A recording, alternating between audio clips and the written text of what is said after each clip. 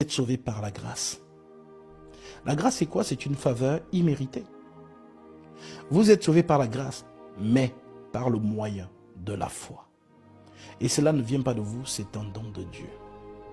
Donc, lorsque nous avons donc la foi, parce que la foi vient de ce qu'on entend, et ce qu'on entend vient de la parole de Christ, lorsque justement nous avons donc entendu la parole de Christ et que nous sommes touchés,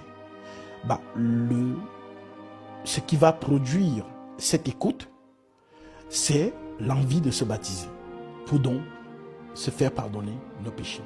Et une fois que nous avons brisé, donc crucifié l'homme du péché, donc l'homme, on va dire le corps du péché, ce qu'on appelle l'homme adamique, à ce moment, celui qui ressort de l'eau, ce n'est plus toi.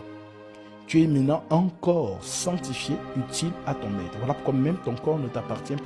En Corinthiens chapitre 3, 16, ne savez-vous pas que vous êtes le temple du Saint-Esprit et que l'Esprit de Dieu habite en vous? Si quelqu'un détruit le temple de Dieu, Dieu le détruira parce que le temple de Dieu est saint et c'est ce que vous êtes.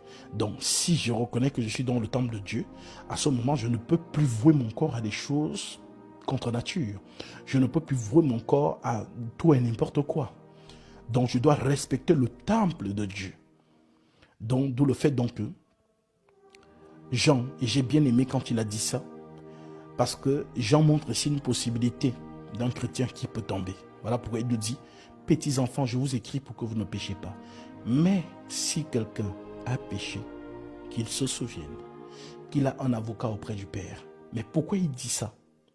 Parce qu'en fait, lorsqu'on n'a pas compris c'est quoi le péché, en général, lorsqu'on pêche, on s'éloigne de la présence de Dieu.